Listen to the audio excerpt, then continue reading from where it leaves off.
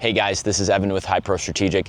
Today I'm going to talk about the most overrated accessories for your pistol, and I'm going to kind of touch on why I think they're overrated and maybe not even necessary for you to have.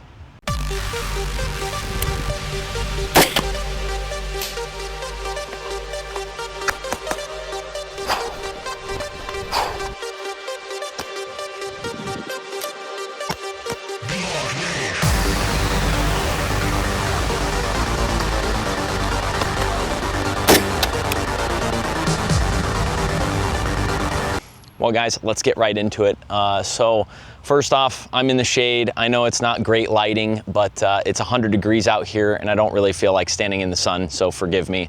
Also, I just rode out here on my motorcycle, so that's why I got like a red shirt and red boots, because, you know, I'm trying to make me seen so I don't get run over, you know.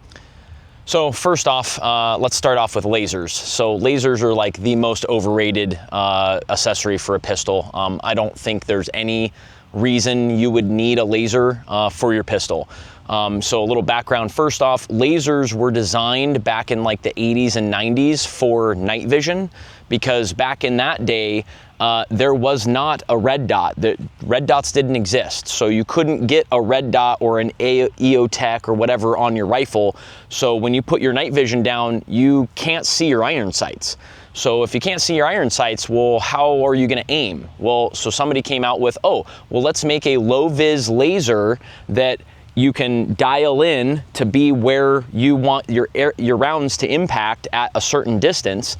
And so then you can slap that on your rifle, and then under night vision, you can put your night vision down. You can see the laser, but the bad guy who can't see, you know, anything that's, you know, low light, they can't see the laser, but you can use the laser to aim and hit something. Then somebody was, you know, probably somewhere was like, oh, well, let's put a laser on a pistol. So if you're under night vision, you can use your laser on your pistol so you can hit a target as well. So that makes sense. Well, then somebody was like, oh, you know what? Let's make really a lot of money and let's market that to civilians and put lasers on pistols, which, that doesn't make any sense, because honestly, I don't know if you have actually had any kind of exposure to lasers, but under low light conditions, you might be able to see the laser at like 25 yards or closer on the target, but it depends on what they're wearing, because if they're wearing a red shirt, you're not really going to see a red laser. And then on top of that, after your first shot or second shot, the muzzle flash from your rounds is going to blind you. So now your night vision is gone. So now it's really hard to pick up a little tiny pinhole laser on a target. And then on top of that, during the day, it's almost impossible to see a laser past like 7 yards, especially like a bright day like today. Good luck even trying to see a laser, you know, past 5 yards even, because the light just washes it out so much. And especially if you were in an incident where you need to shoot back, you're not going to be focused on where that laser is. And the problem really comes up to, well, now you're going to spend so much time searching, trying to find where that laser is, and that just doesn't make any sense. And it's just better to line up your iron sights or line up your red dot and put some shots down range if that's what you need to do. And the second one is, you know, tactical lights that attach to your pistol. For law enforcement, I totally get it. That's actually a thing, and those are great accessories. And when I was in law enforcement, I actually carried a light that was attached to my pistol. Fortunately or unfortunately, as a civilian, there's really no use for one. Maybe I could maybe understand if you had it for self-defense at like your house, and was like your house gun or maybe your truck gun or something like that. But like realistically, there's so many usages for a light, and very, very small percentage of those is going to be when you need it with a gun.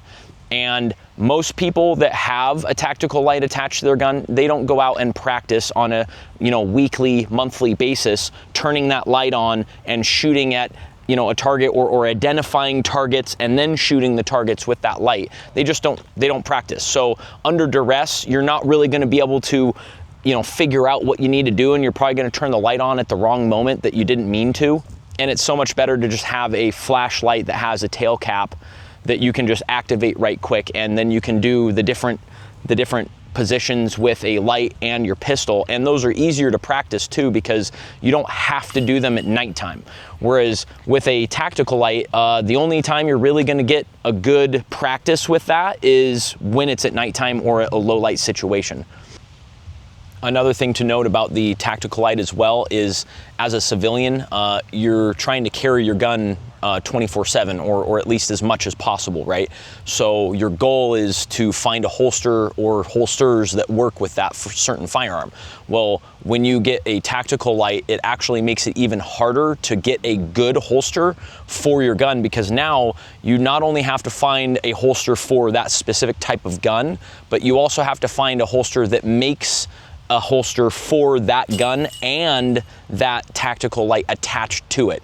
And especially if you're looking for any kind of like open carry or like retention holsters, there's not a whole lot of holsters out there that make you know, tactical light accessible holsters with a like a small pistol that you'd want to carry concealed.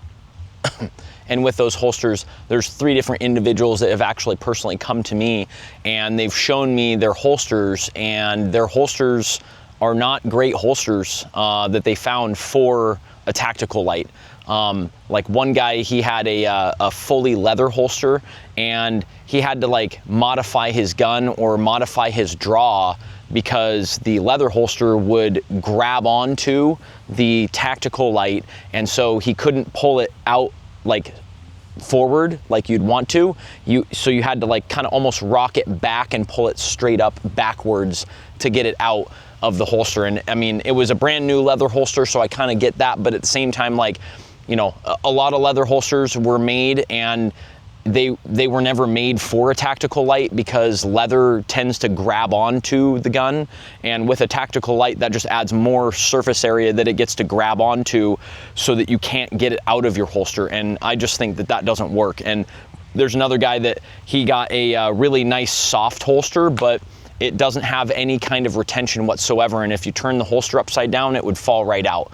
And of course, that doesn't adhere to the 3 standards of holsters, right? Which is, 1, you want some form of retention where you can pick up the holster and just hold it just like this and the gun doesn't fall out. And then the second one is you want something where you can't snake your finger into the trigger. So you want it completely locked so that there's no way that that trigger can be accessed. And then the third one is you want ease of access. So you don't want a holster where it's tucking it way down in your waistband because you're not going to be able to get to that in time. So those are the 2 overrated accessories for pistols that I think, and those are my opinions. Obviously, I'm sure I'm going to get all kinds of hate because a lot of you keyboard warriors think you know what you're talking about, and that's cool. But you know, just to remind you, I'm a USCCA and NRA certified instructor, and I teach on like a monthly basis. So you know, with that, also I have a lot of knowledge from being in law enforcement and in the military, and I've carried since I was 21, so that's 20 years that I've been carrying a gun every single day. So that's a lot of experience. Take it as you will. Thanks for watching if you made it this far in the video, and like and subscribe, and you know, keep carrying out there.